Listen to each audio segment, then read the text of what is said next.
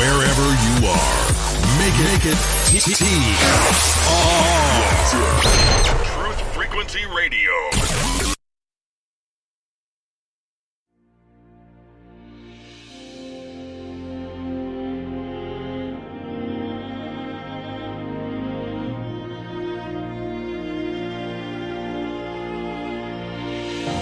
Welcome to Spirit's Journey, coming to you live on Truth Frequency Radio and simulcast on Oneness Talk Radio. Your hosts are Patrick and Catherine Andrews. Join us each week as we explore a wide range of metaphysical topics such as dreams, astrology, intuitive readings, and life purpose. You'll receive practical guidance so that you can live your most awesome life. Learn more about what we do at intuitiveschool.com and connect with us on Facebook at Spirit's Journey Radio. Hello, we are coming to you live from Truth Frequency Radio and simulcast on Oneness Talk Radio. This is Spirit's Journey. I am one of your hosts, Patrick Andrews. And I'm Catherine Andrews. We've got an exciting show lined up for you guys today. All right, so we are very excited to be here today and being syndicated for the first time, so you can listen to us on Truth Frequency Radio, Oneness Talk Radio, as well as iHeartRadio. And so we want to talk to you today about the power of focus. We're going to talk to you about gift giving and some things that you can look forward to, maybe some alternatives for this holiday season, as well as some astrology since we are at the 1st of December. So first we want to talk about the power of focus. And the reason we're going to do that is because I don't know about everybody else, but I feel really crazy in December with everything going on. We've got travel plans at the end of the month. I still got to get gifts for people. I've got to plan a holiday party. So I really need some focus. So we're going to teach you some awesome tips that are very practical that you can implement this month. All right. So with everything that's going on the holiday season, we need to look at the things that our mind is doing. Our mind is tuned in to all of the marketing that's going on during the holiday season. And so we need to learn how to really gain control of our mind and our attention. It's important to remember that the advertisers are really clamoring for our attention. And so it's up to us to learn how to create that focus, to create that discipline in our mind, and to learn how to relax. Stress is something that unfortunately has become very common during the holiday season. So it doesn't take a lot all the time to be able to regain our focus. We just need to make sure that we take the time to do that when we need to. So here's one quick tip that we can do is you can do this either at home or you can even do that when you're on the go looking for gifts.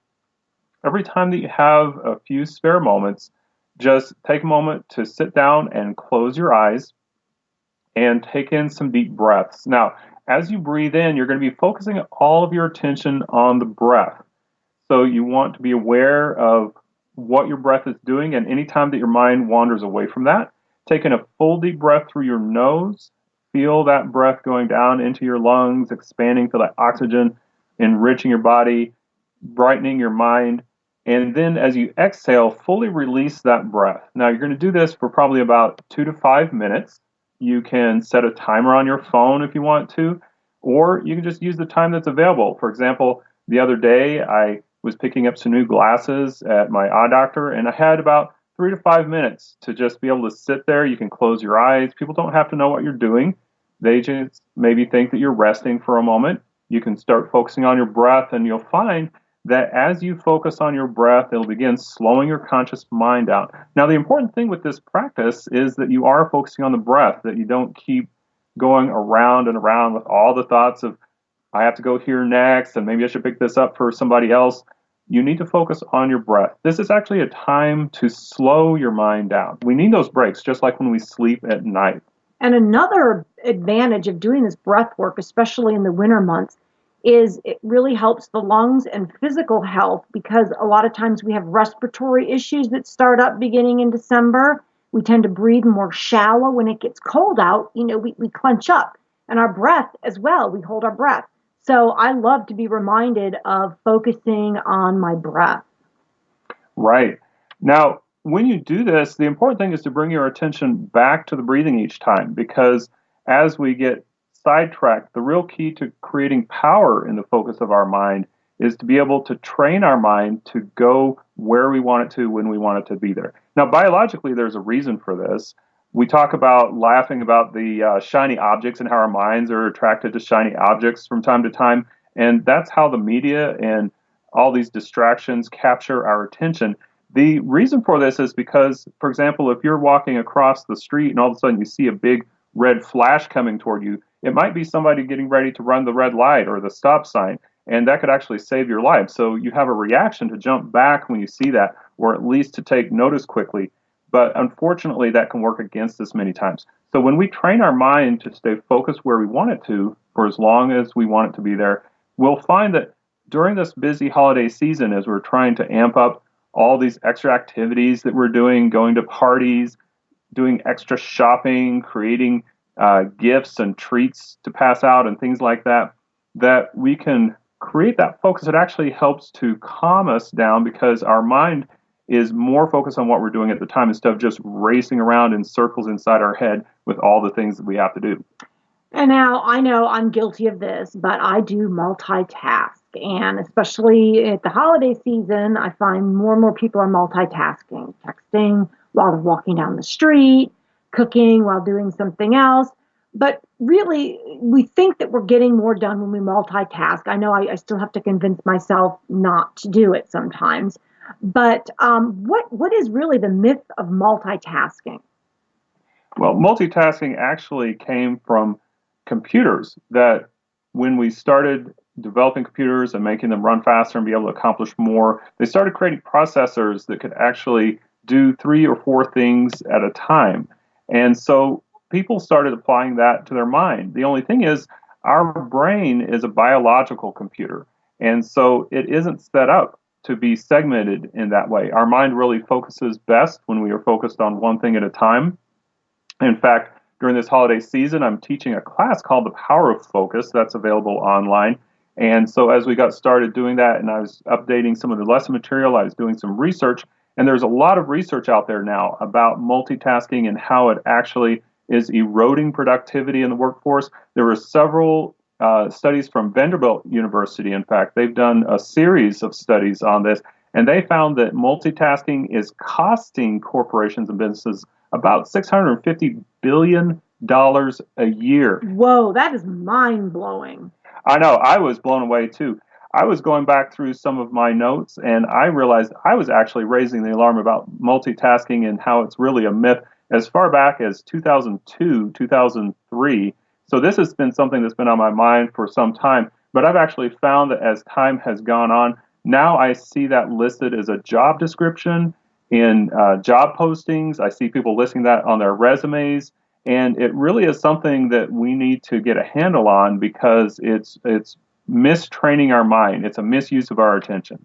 And also, we just really don't enjoy experience as much when we're not totally focused in on it. If I'm, eating dinner and watching TV, am I really enjoying that food as much as if I was just focused on my food? And so just for the pure enjoyment aspect of it, we can really have a lot more fun when we're totally focused on what we're doing, even if it's something that we really don't enjoy a lot, like washing the dishes or, folding the clothes. I kind of use those times for intuitive hits because my mind is working on an activity, but it's not like real strenuous. So my mind is open and I use it to say, hey, now's the time to download some intuitive messages. Well, that is true. Intuition does play a big role in being able to make really good decisions in our lives, and our conscious thoughts often drown that out. So one thing that I realize is that our conscious mind doesn't like to be bored. It wants to always be busy.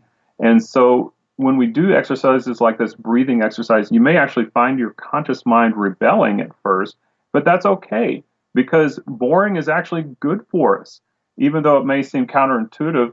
But when you slow your mind down, it actually creates gaps in your thinking so that the intuitive thoughts can come through. You can receive that guidance.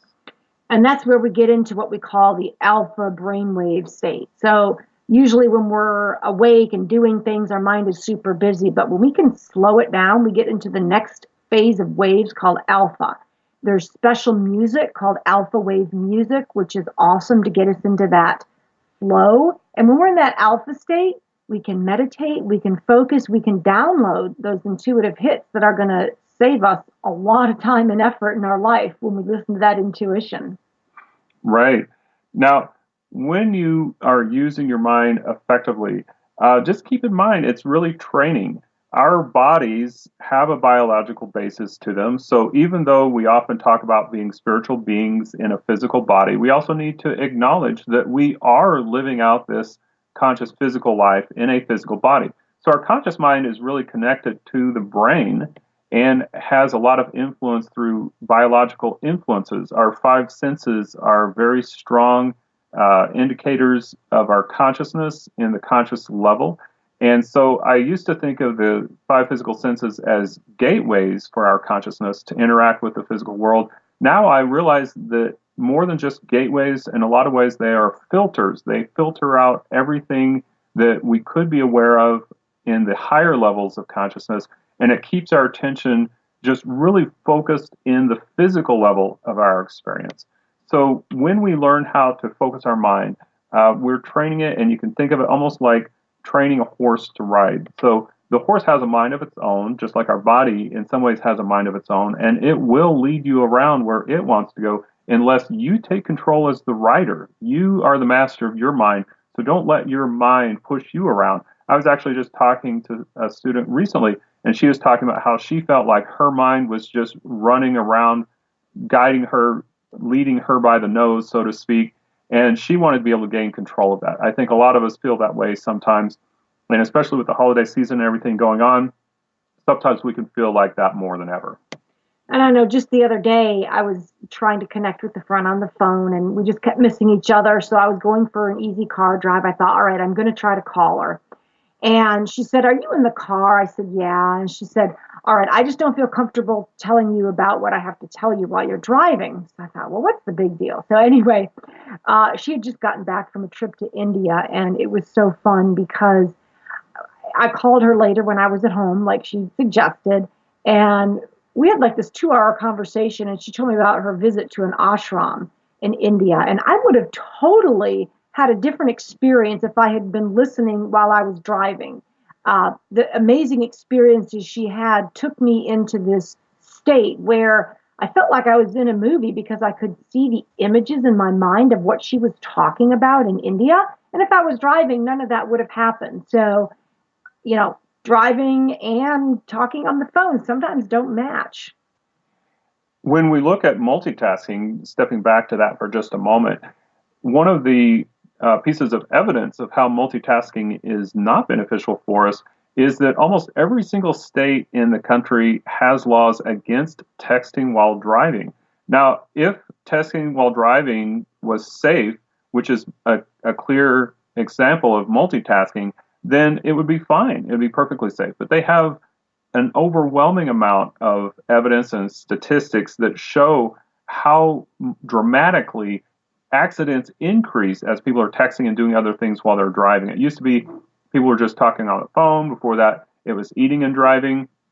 And so whenever we're splitting our attention from something that is not related to what we're doing, that's what we define as a distraction. Now, here's an example, though, of how you can do multiple things and do them productively. Like if you look at driving, for example, there's a lot of things that you have to do. We're driving down the road. We have to keep scanning the surroundings around us just to make sure there isn't any traffic, somebody doing something they're not supposed to be doing. We need to check down every once in a while, make sure we have gas, make sure we're going the right speed so we don't get a ticket, all those kinds of things. But our attention is shifting from one thing to another, and then we bring it back to where we need, and we prioritize what is most important. So usually that's checking for traffic, making sure everyone around you is doing things safely, and then checking for those secondary things like your speed and the gas gauge and things like that. So we can do more than one thing at a time. It isn't that you can't do that, but we just need to know where our attention is and focus it on only one thing at a time and then move it from one thing to another as we need to. Awesome. So with talking about multitasking, I also want to get into gift giving because it is December, and if you haven't spent all your money on Black Friday, listen up. We got some great gift giving ideas, and we're going to look at it from a spiritual perspective. And I'm going to break it down into talking about first the four elements because this applies to astrology, it applies to a lot of other of the intuitive sciences. We have the four elements: fire, earth, air, and water. And if you know the zodiac sign of the person you're buying a gift for, you can apply some of these rules or suggestions I'm going to give you so that you can get a gift that really suits and supports that person's needs astrologically. Now, we're going to start with the earth signs. Earth signs are Taurus, Virgo, and Capricorn. Now, the person may have their sun sign in one of those, or they might have other planets in those signs. So Earth loves things like food, massages, anything that highlights the senses. Essential oils are a great gift for the Earth signs. And practical gifts. You know, Earth is the most practical of all the elements. So think practically. What does this person need, or what can they use? I think gardening tools are a great gift for earth signs if they like to garden. Although we're not really thinking of gardening in the middle of the winter, you know, spring's just around the corner. So think of gardening tools. Also, a nice bottle of wine, maybe an organic one. You know, foods apply to earth signs. They love good, healthy, organic foods. Maybe it's just a gift basket filled with organic fruits. That's a wonderful idea for an earth sign. I know one of the favorite gifts I ever received being an earth sign was a gift certificate for a body massage. I remember that one well. So that is for earth signs. Think about practicality and anything that brings them closer to the earth. All right, moving on. The next element is the air element, and we have three zodiac signs that are air: Gemini, Libra, and Aquarius. So air is related to the mind and thinking. So books are a wonderful idea for an air sign. Figure out their favorite book. I just heard of a great one that came out recently. Well, actually, it came out a while ago, but it's going to be made into a movie. The Art of Chasing in the Rain, or Racing in the Rain. It's an awesome, awesome book. Movie tickets.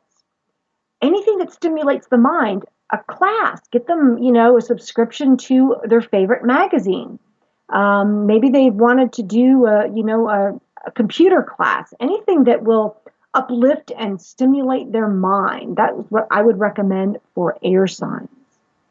And then we have the wonderful water signs: Cancer, Scorpio, Pisces. So water is that really intuitive, sensitive sign. And so they would love anything that applies to their emotions. How about a warm, fuzzy blanket or a pillow?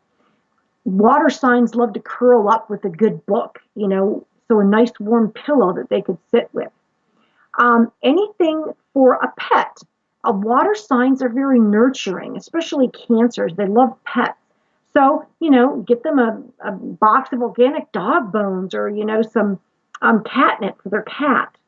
Anything to do with balancing the emotions. So again, the essential oils are wonderful tools to balance the emotions. Wind chimes, music. Water signs are very attuned to sound. So, people love, a CD of their favorite music or an iPod, anything that can connect them to that music. And as we know, water signs, being intuitive, are often interested in metaphysics. So how about getting them a certificate for an astrology reading? Anything like that would apply to water.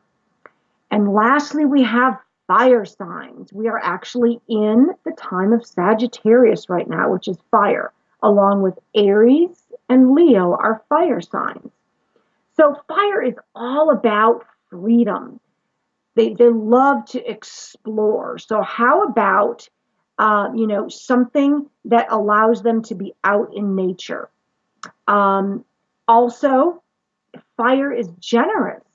So you have to be generous with fire signs. Give them a lot of gifts. They want to be, just showered with gifts.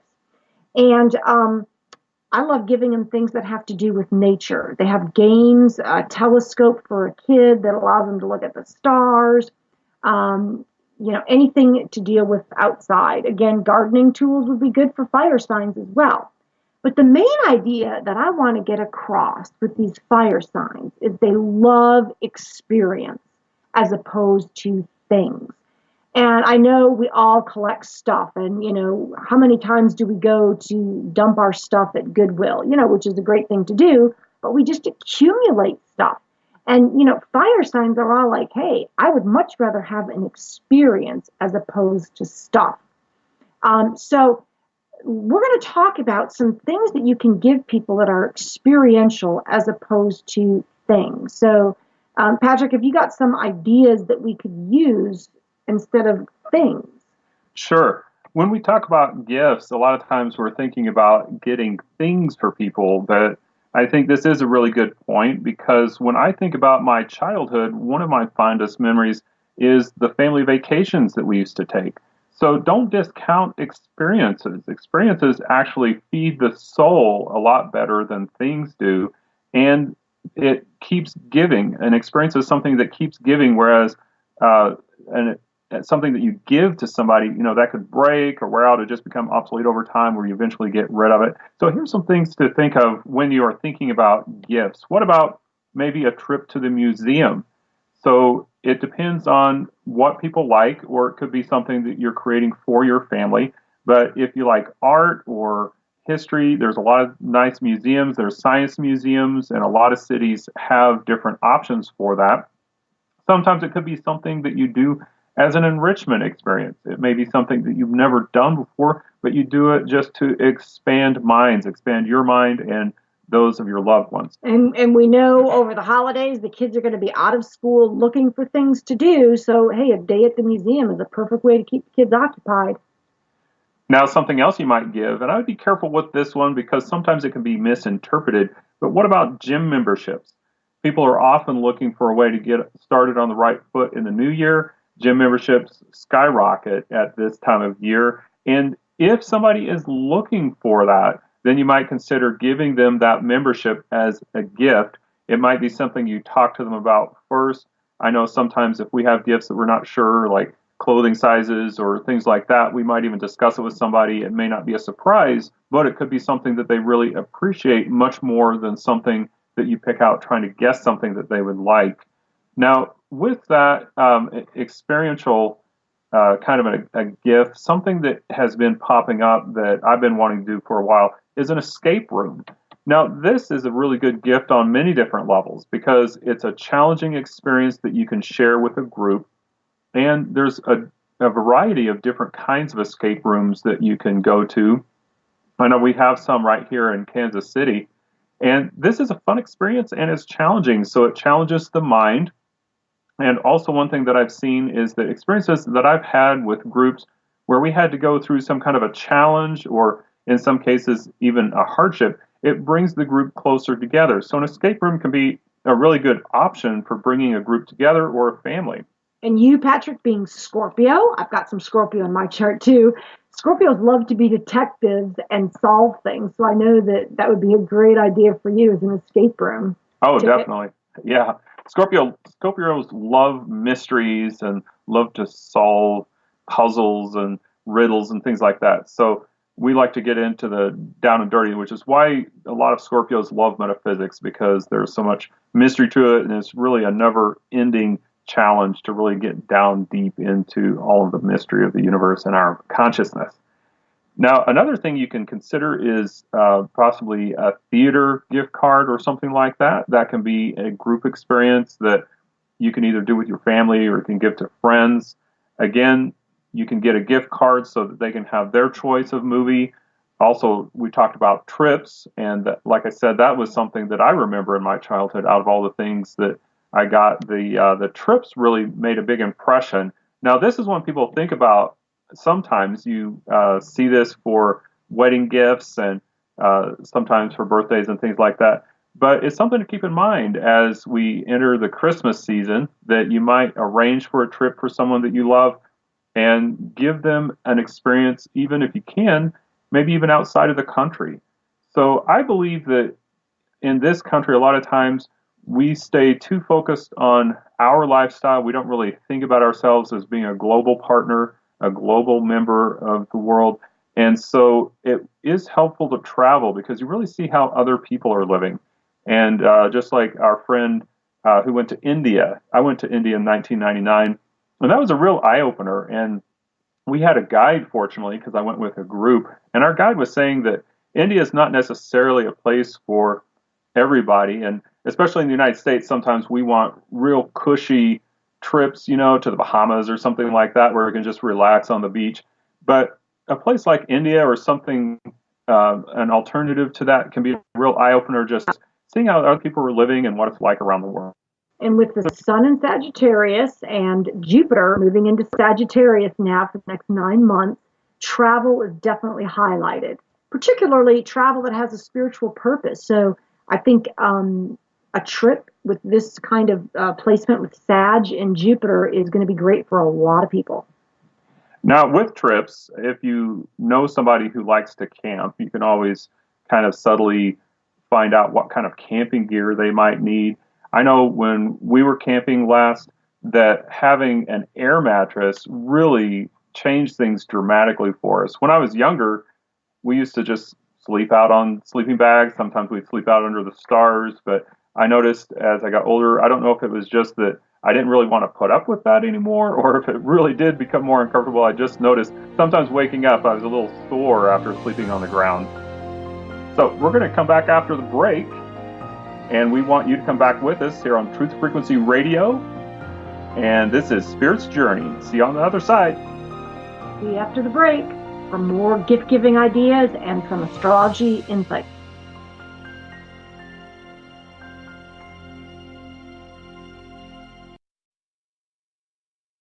Real people, real radio. Wherever you are, make it TFR. Truth Frequency Radio.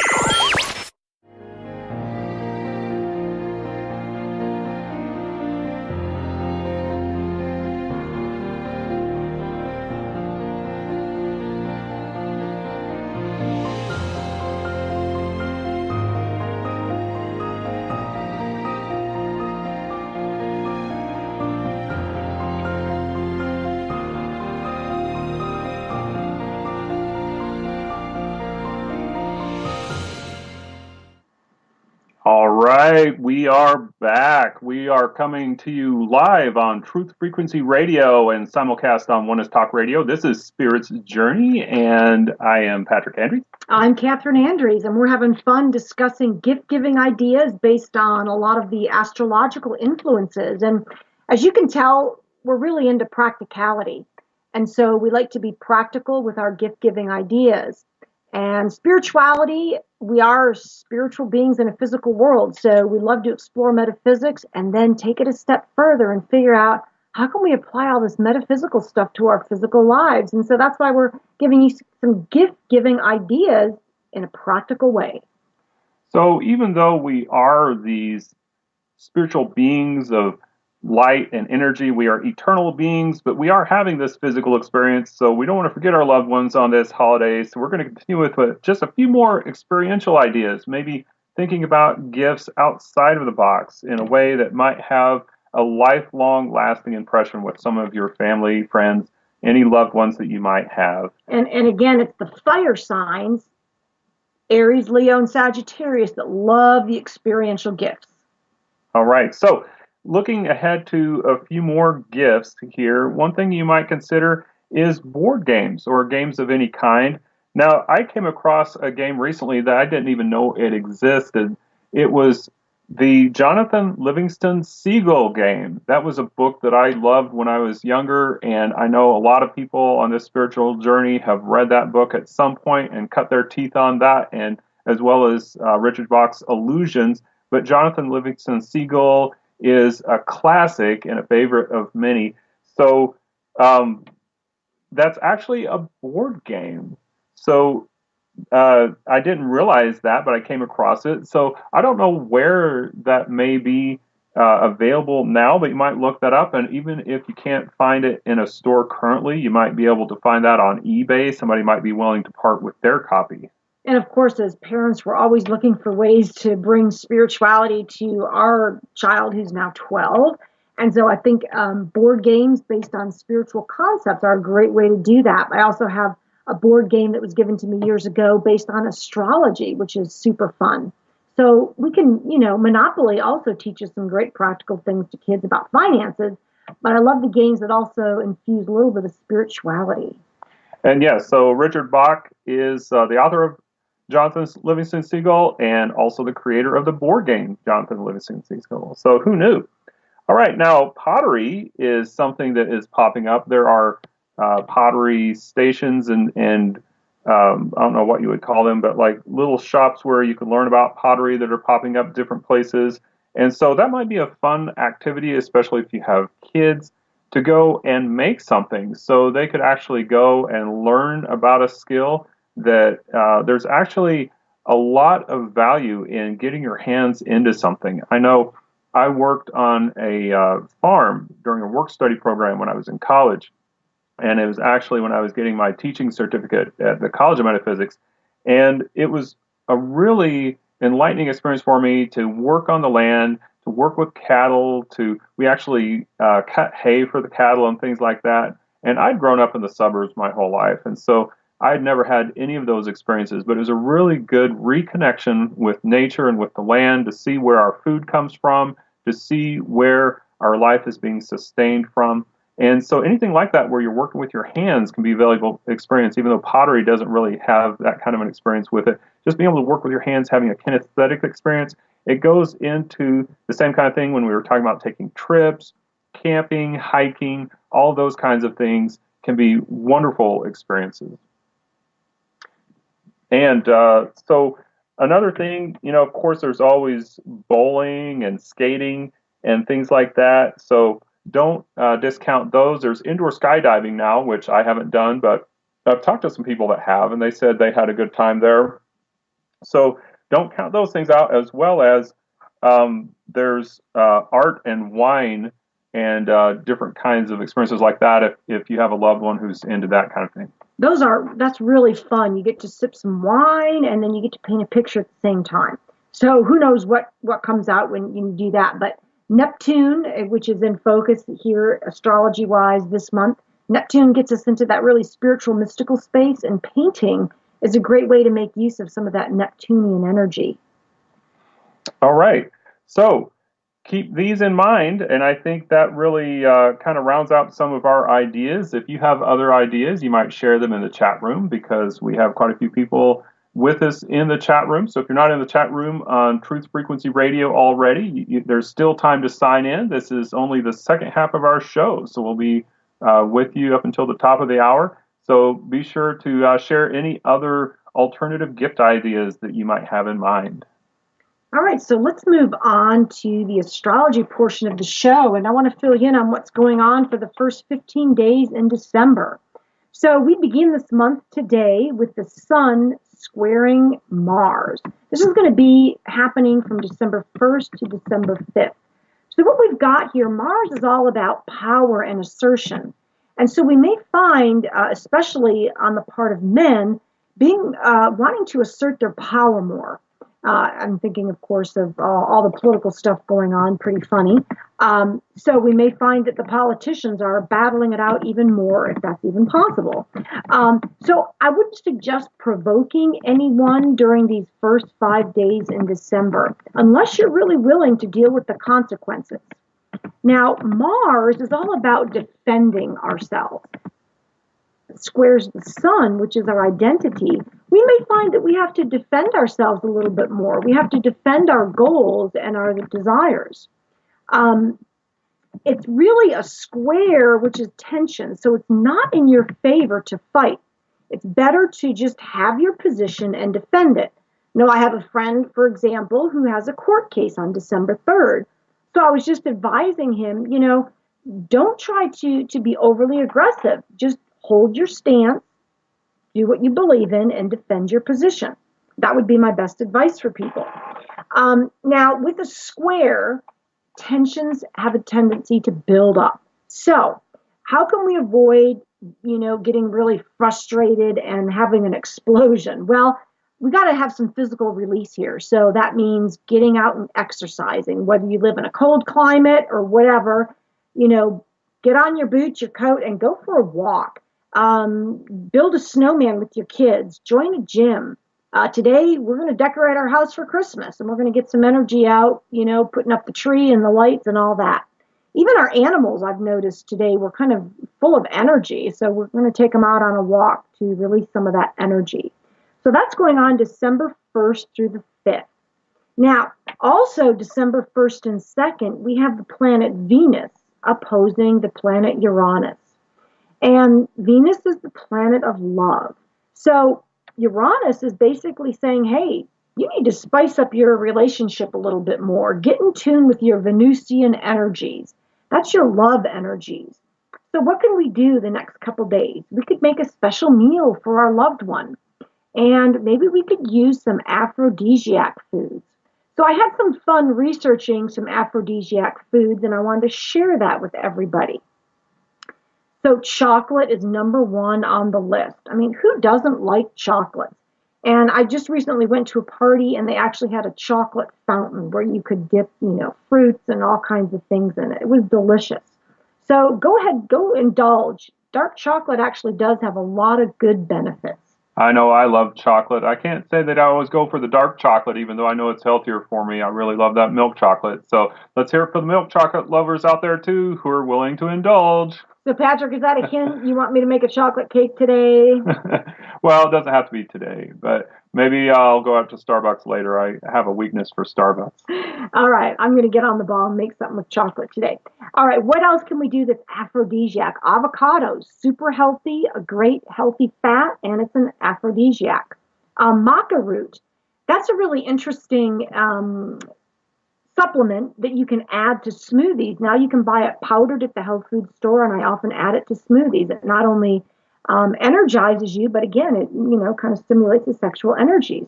Asparagus. Now, pumpkin seeds and oysters. What do they have in common? They're both high in zinc. So what does zinc have to do with an aphrodisiac food? Well, in men, zinc is good for testosterone. So that's really especially good for males. If you do eat oysters, beware, make sure it's fresh, that, you can get into some trouble with oysters. I did once, and it definitely did not lead to a romantic evening. I was basically in the bathroom all night with that. But figs, celery, and garlic. So garlic and basil are two actually of my favorite spices. Garlic is obviously really good for all the aphrodisiac benefits, but basil is actually a mouth deodorizer, whereas garlic is the opposite. So if you're going to put garlic, go ahead and add some basil, and it'll cancel itself out. Cinnamon, great spice. Almonds, ginger, sweet potatoes. I have a great recipe with sweet potatoes and ginger and cinnamon that I like to make during the holiday season. And pomegranates. Now that is also a wonderful food for the heart. Tastes great, and you can make some really good desserts with pomegranates. All right, so December 1st and 2nd, go make your special person in your life a special meal with some aphrodisiac foods. All right, that sounds pretty nice. So that's kind of going out of the box a little bit, thinking about the holiday season. And that particular activity, by the way, is very relaxing when you are stressed. So keep that in mind. All right, so moving on, December 5th and 6th. We've got the sun squaring Neptune. So again, a square is a little tension energy. So you might not feel as energetic as usual. You might lack a little motivation. So hey, get your tree up, decorate your house before December 5th, because those 2 days you're not going to feel like doing much. You also may feel a little bit confused because Neptune is a confusing energy planet. We might even feel a little disappointment. So what I would suggest is keep your eyes open. Try not to be, have the wool pulled over your eyes or be deceived either by a person or somebody at work. Now, with Neptune energies, you also have heightened sensitivity, which is really good for remembering dreams. I had a juicy dream this morning that I wrote down. We're also going to be doing dream interpretation in our other programs. But December 5th and 6th, you may remember your dreams more. Write them down and bring them to our radio show next week. Psychically, we're going to be more in tune. So if you're wondering what gift to get somebody, December 5th and 6th, your energies are heightened for receiving intuitive guidance about what gifts to give people. You're also physically more sensitive, so be careful of, drugs or drinking alcohol. It may have a more detrimental effect on your body than usual on those 2 days, December 5th and 6th.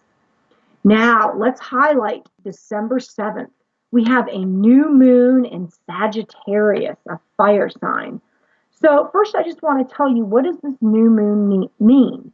A new moon is a time to set intentions for yourself.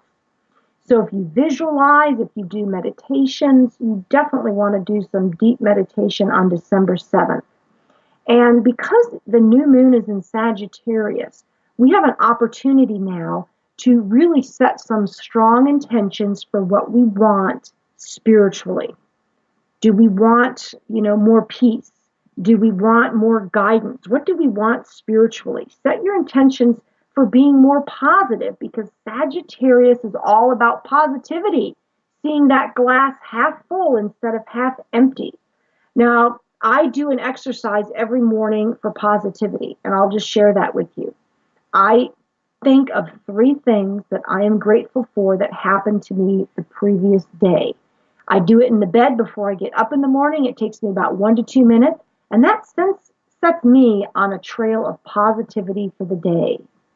Now, we talked about gratitude in a recent show. You can find that on our YouTube channel at Patrick Andrews. It's the playlist for Spirit's Journey. It's called Gratitude, Why It's Still Groovy. And it goes back to the power of focus and the real question, what should we stay focused on? When we stay focused on the things that are really building positive things in our life, creating health for us, creating the things that we want and need in our lives, those are the kinds of things that we really want to stay focused on. Anything else that is counter to that is a distraction.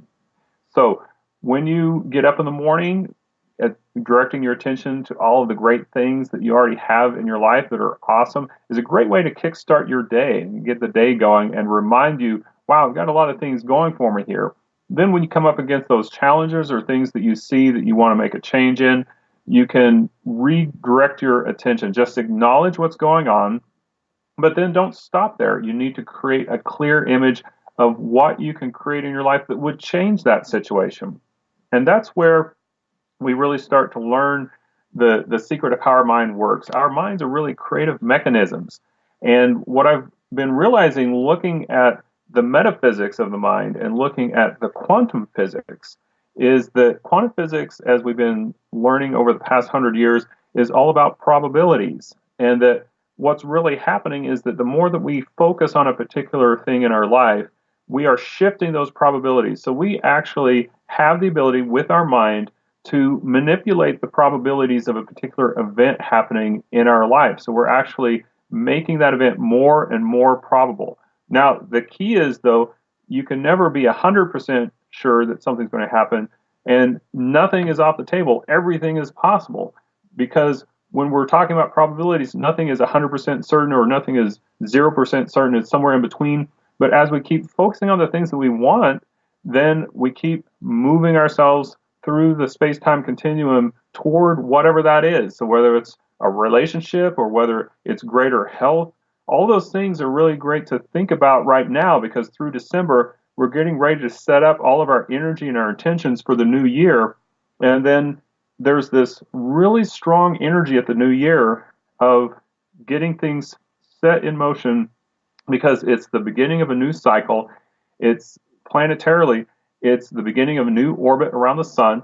So it's a fresh cycle. It's a great way, a great time to get new things kicked off. So think about what you want to do now and set those things into motion, so that as that new year approaches and then we cross that threshold, that you are ready to take action on those things.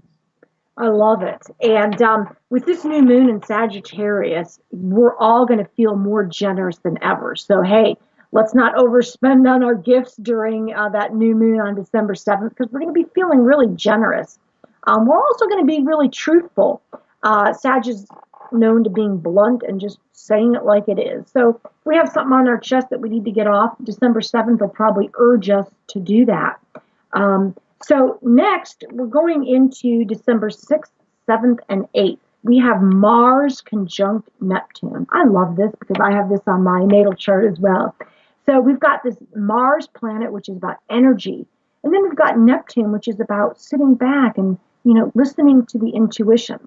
So Mars, where can we channel all this Mars energy? Well, we can channel it towards Neptunian things like spirituality or like a cause, like a charity, or helping the animals, volunteering at a shelter, helping the homeless, or giving some time and energy to a spiritual place, whether that's a church, a center, or organization that you love.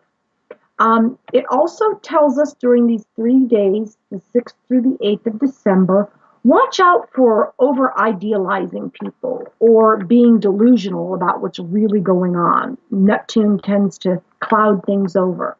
Now, because Mars is about also our sexual energy, Neptune is about being susceptible. So I would say that we may be more susceptible to sexually transmitted diseases or infections at this time. So just be careful during those couple days. You're also going to be extra sensitive psychically. So again, boy, open up to your dreams. Do some dream interpretation. Listen to those intuitive hits about what gifts you should get for people. But again, we're also more sensitive physically to alcohol and to different medications. So we know all the, negative side effects we can get from medication. So I'd say, hey, stick to homeopathics. There's no side effects and it works. Homeopathy is awesome. A great remedy to have on hand is biosalts. These homeopathic cell salts actually will balance the chemistry of your cells. You can take it for, muscle tension, for headaches, just general relaxation. Sometimes I take them every day, and a bottle will last you 6 months. It's about $20. It's an amazing investment in a homeopathic. And lastly, with Mars conjunct Neptune, just avoid being taken advantage of. Neptune so wants us to see the good in people. Sometimes we don't always see the whole picture. And Patrick talked earlier about all the commercialism at Christmas time and, hey, this is the best deal ever. All that kind of stuff's coming out. So we want to keep our eyes open to what is really a good deal. All right. So with that in mind, keep in mind what we talked about with your focus, because that really comes back to how to use your attention. So I believe that we all need to be much more aware, much better educated about controlling our mind, not just during the holiday season, but all times throughout the year. Marketing is becoming a very honed science. And so people are learning all the little tricks of the trade. And I mean tricks specifically because when I was studying public speaking, we were actually taught about 9 or 10 communication fallacies. These are fallacies of logic, such as using a celebrity to imply some kind of authority in a situation. A classic example was Marcus Welby selling aspirin on TV and saying, well, I'm not a doctor, but I play one on TV. And then people see him, though, because he was a beloved character. He's one of the most popular shows at the time. And they think, oh, well, if Marcus Welby is recommending this pain medication, it must be good for me. We need to be aware of all those little tricks of the marketing industry because, especially in the political arena, I think that a lot of us are falling prey to that, as well as marketing. And this is a heavily marketed time of year, from Black Friday on, that they are wanting to capture our attention and capture our dollars. So when we were talking about being careful not to go into debt, that's really important. Honesty is important. So it would be a good idea perhaps even to set a budget, because we don't want to be in a hole that we have to dig out of for the next 3 or 4 months of the year. That kind of puts a little buzzkill on the holiday celebration. So if we just start out honest about how much we can really spend during the holiday season, set that budget, And there's a little wiggle room. A budget is a guideline. It is something that you can adjust. But having that figure in mind as you go forward, if you have a little extra surplus, you can splurge at the end, or if you're running a little short, maybe you go over a little bit, but it could save you from having that huge hole that you dig yourself in that might take you months to get out of. Yeah, nobody wants that. So every show, we're going to be committed to offering you some health tips for whatever month we're in. And so since we are in December, we're just beginning to move into the winter season, one of the most amazing health tips that I've been doing for the past couple of years to keep my skin soft and fluid in the dry months when our skin gets dried out from the heat blasting on us, from the heaters, is to eat an orange first thing in the morning. So this is before anything else that you ingest in the morning, and eat, hopefully organic, orange. So the vital juices of that orange get in there, and they really keep your skin soft and supple throughout the winter months. This is a health remedy that I learned from somebody who practiced Chinese medicine. So I said, okay, I'm going to try it. And sure enough, it really works. So basically, we're talking about December, January, and a little bit through February until it starts to warm up outside. So that's one health tip that we can do in the winter. The second one that I want to share with you is apple cider vinegar. Now, if you've never experimented with this, there are so many health benefits to apple cider vinegar, but particularly one of the ones that helps during the holiday season is that apple cider vinegar helps cut fat. All right, I don't know about you all, but I definitely indulge over the holiday season. I eat too many fats and foods. So what I do in the morning is I get some water and I put 1 or 2 teaspoons of apple cider vinegar in it. Now, if you don't like the taste too much, go ahead and put it in juice or tea or whatever you want. And then you can sip that in the morning, and it is cutting and burning fat. Also, if you tend to eat too much at holiday parties, if you drink apple cider vinegar and water about 15 minutes before you eat a meal, it will actually rev up your digestion and help you digest better. So it will also, again, you want to get apple cider vinegar from the mother. It's called, my favorite one is Bragg's Amino apple cider vinegar. And it's organic. And shake it up, because you're going to see a lot of like pieces of the apple in there and stuff. It might look kind of weird, but that's the good stuff that you want to get. So shake it up before you do it. Do refrigerate it after you open it, and enjoy indulging in sweets, and know that apple cider vinegar is going to cut that fat for you. All right. Well, I can't believe that we are already reaching the top of the hour, which means that we are done for today almost, but there's a couple of other things that I'd like to leave you with. We talked about doing dream interpretation down the road. So as you prepare for that, if you want to be able to call in to have your dream interpreted on the show, keep a journal by your bed. That's one really good way to start remembering your dreams. Just remind yourself at night before you go to sleep that you want to remember your dream in the morning. That will help exponentially increase your chances of remembering that dream. When you wake up in the morning, have that pen and paper ready, write down your dream, put it in your phone, however you want to record it, and then you'll have it available when you call in on next week's show. We'll do a segment on dream interpretation. So we would like you to check out what we do at intuitiveschool.com. If you'd like to find out more about what we do, we want to thank everybody who joined us in the chat room today. Also, you can continue the discussion at Spirits Journey Radio on Facebook. And we want to thank everybody for joining us live here today at Truth Frequency Radio. Thank you, and we will see you next Saturday for more metaphysics, astrology, and health. Goodbye for now.